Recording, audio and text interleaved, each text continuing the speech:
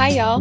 This is the Divine Journey of Self podcast, where we talk about and experience the Akashic Records, meditation, reality transurfing, channeling, and all things woo-woo and some good juju. My name is Rebecca, and I'm here to help demystify the mystical, and I intend to show you how truly divine your journey thus far actually is. Hang out with me for a little while and see if we can't help bring clarity and simplicity to your spiritual life. Well, hello, my gorgeous friends. How are you today? How was your Halloween? How is your life? How is everything? I am doing all right. I recently made some health decisions to change some of my lifestyle choices, and those always come with, some repercussions and some changes in our bodies and stuff. And so I right now, as you may be able to hear, I've got a little sniffle and have just been feeling a little bit off today, but I think that's just part of the game. It's part of the gig of being human. So today, what I'd like to do on the podcast, in this episode number 5, is to talk a little bit about energy healing.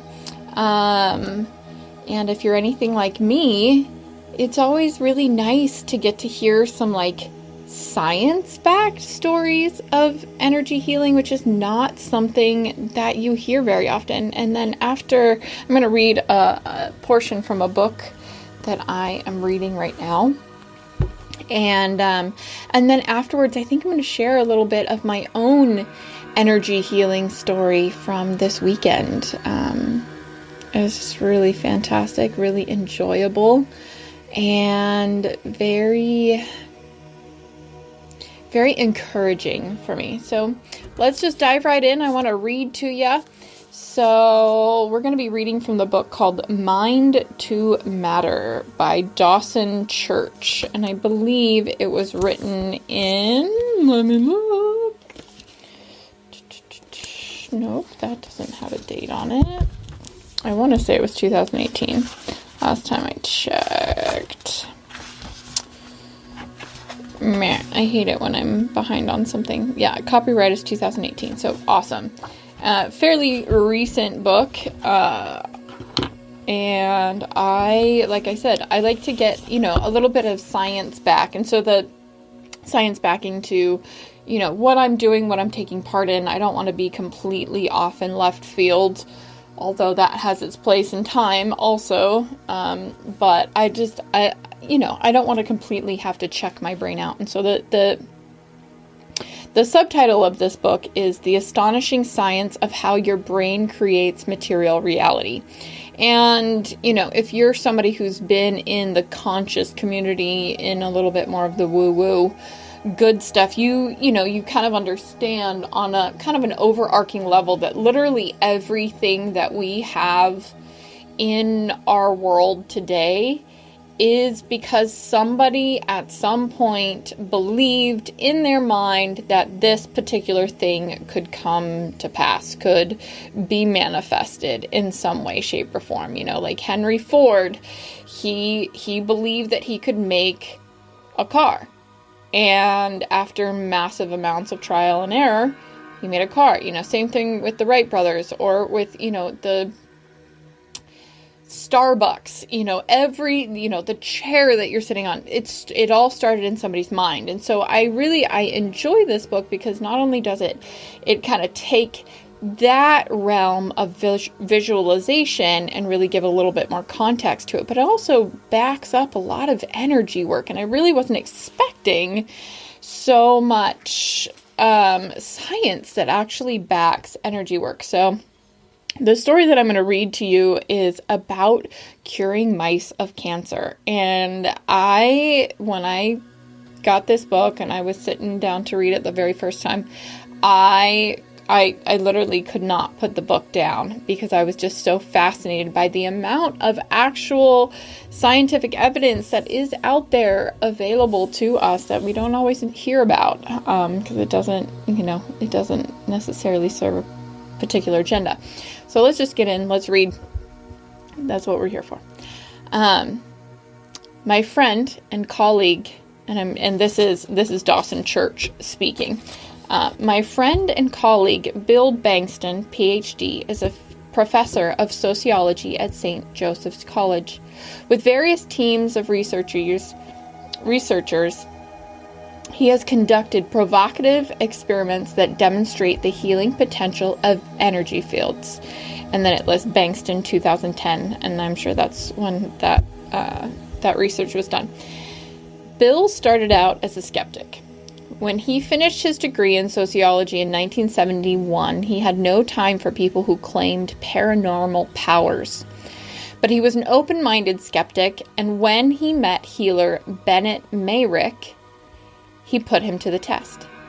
Ben said there was something wrong with Bill's car, and Bill was disappointed.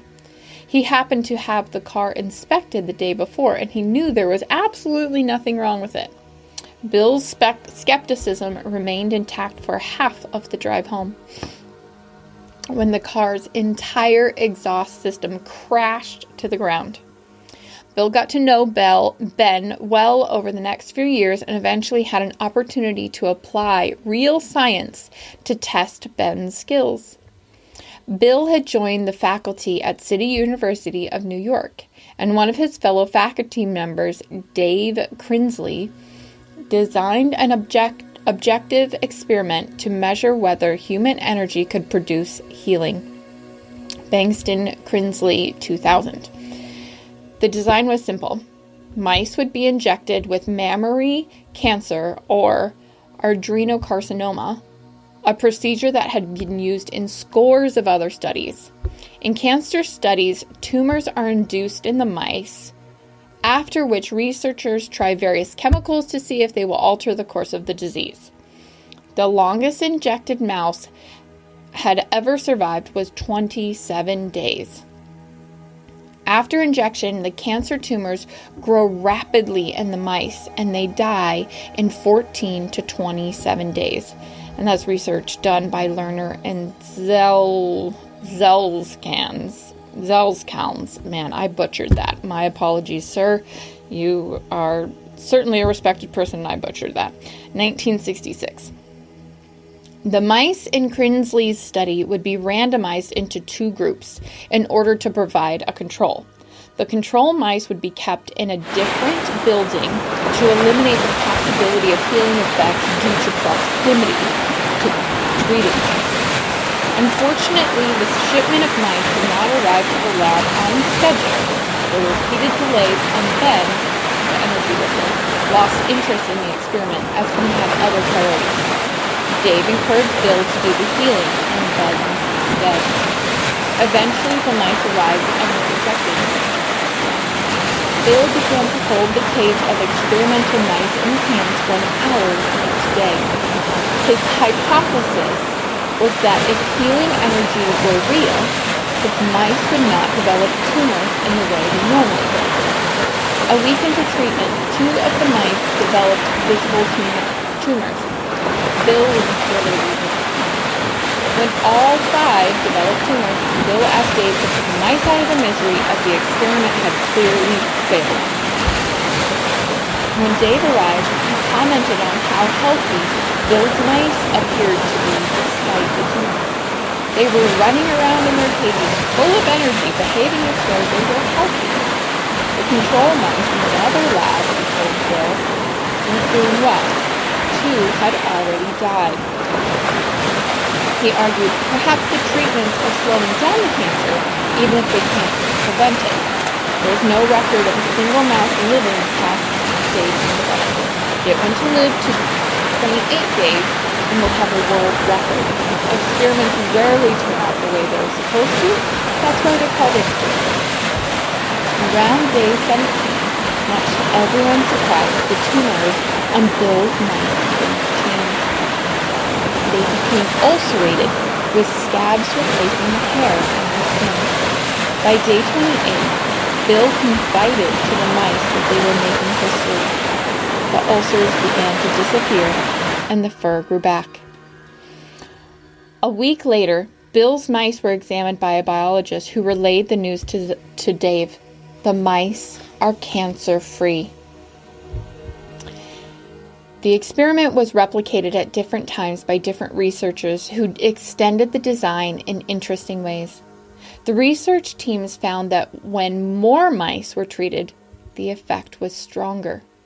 When the effect was very strong, even mice in the control group in a different building began to improve, and some did not die, thanks in 2007.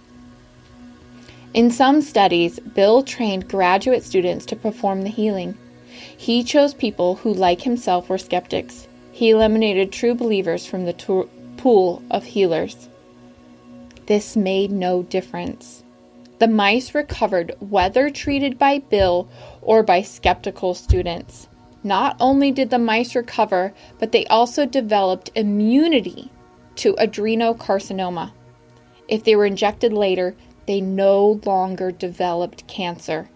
Bill also tried treating water that was then given to the mice. This was as effective as using the healing practice on the mice themselves. Well, and the story goes on a little bit further from there, but I'm just going to stop there. Man, that, it really impresses upon me that,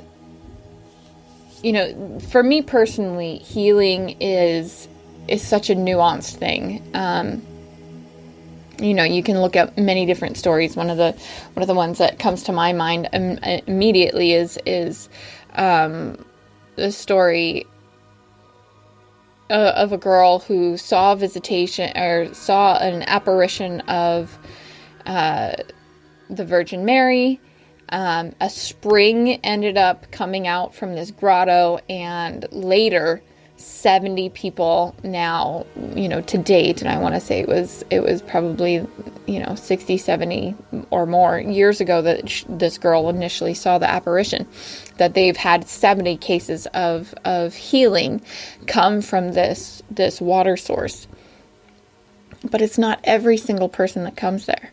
It's not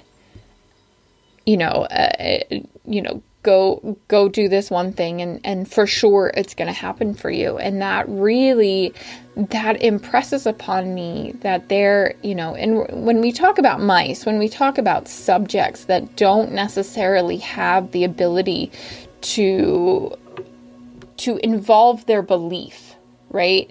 Because even, as Jesus was walking the streets and almost categorically every single time that there was a healing performed,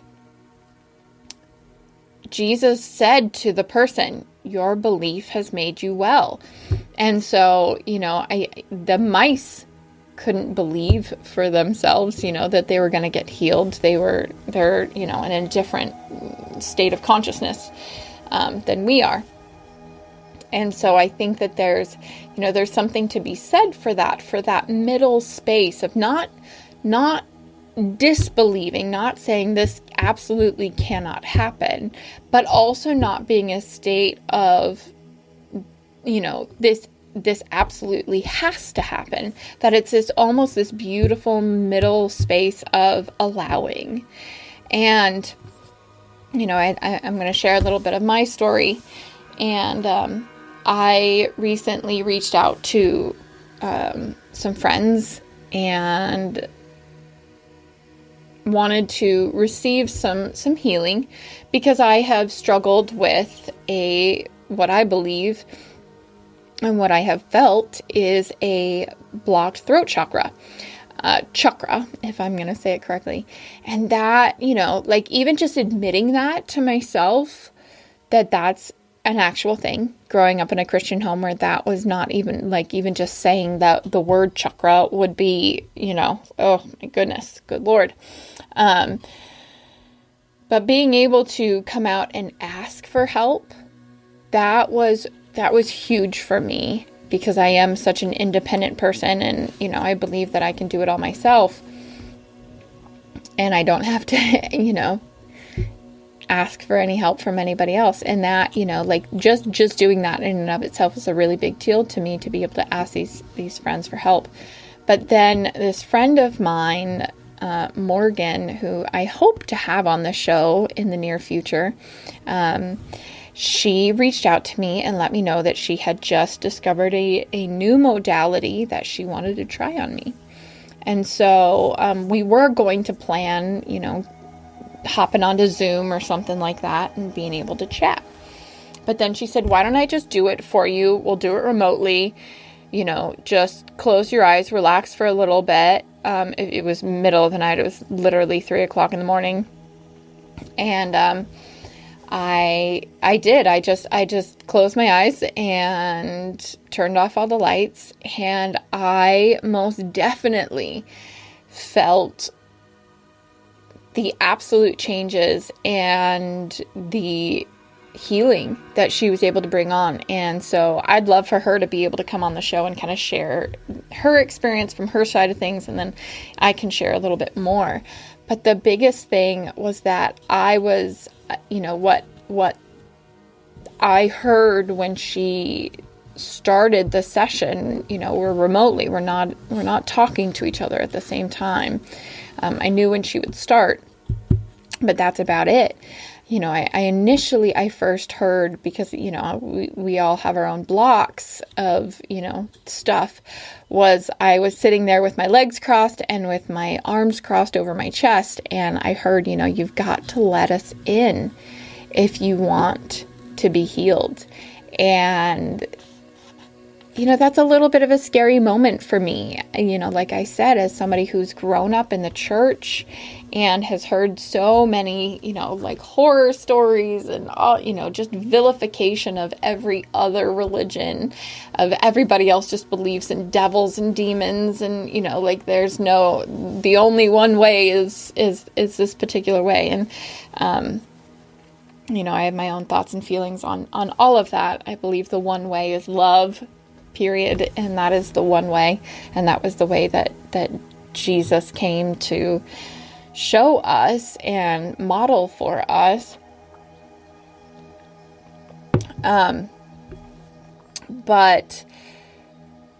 I had to let down my guard a little bit, and not just in asking for help, but also allowing the help to come along and to support me. And by the end of it, I felt a ball of white light come to my throat chakra and then leave out through my third eye chakra. And I do not feel the tension. I do not feel the closed offness. I even feel like my posture is different. And we'll see what else that leads to. I honestly don't know, but what I do know is that I'm experiencing a sense of freedom, that I hadn't before, which is really amazing. And for me, more freedom, more peace, more love, more joy, more, kindness. That's what I'm in this for. If I'm able to make really good money, and, tell my story, then that's a byproduct. But at the end of the day, creating more good stuff in my world, in my life, so that not only can I experience that for myself, but I can model that for my kids. I can model that for people in my community. And hopefully I can bring that to other people, because I believe that's the route that we're going. We are headed towards, and I feel like the word ascension is just, it's overused, but it's that concept of taking the higher road and going to the next level. And part of that is, giving people a smile on the street and waving and saying hello and helping people when they need it. So, anyways, I hope you enjoyed this little story, my little story. I hope that it was somewhat cohesive. I love you guys, and I appreciate you listening. I am grateful for the time that you spend with me. We're going to keep this one short again, just because, doing a super long one isn't the most fun when I'm not feeling the most perfect at the moment, the greatest level of health. But anyhow, I'm so excited to continue to spend more time with you, to read more stories with you, to keep on, helping you help me, helping me help you, and just working this thing together. I love you all so very much. If you are interested in booking an Akashic Records reading with me, I am so excited to do that with you. Please feel free to visit my website at www.divinejourneyofself.com. That's divinejourneyofself.com. And if you'd like to send me a message from there, you can contact me on the website also. And hey, if you're a fellow energy worker, if you are, somebody else who'd like to be on the podcast with me, reach out to me. I am definitely looking for people who want to talk about what they do, what they believe, what they've been through, where they're going, all that good stuff. So I want this to be about you. Like I said, I love you all very much. I appreciate your time. And remember, you are loved. Just flow with it. Everything is going to be all right.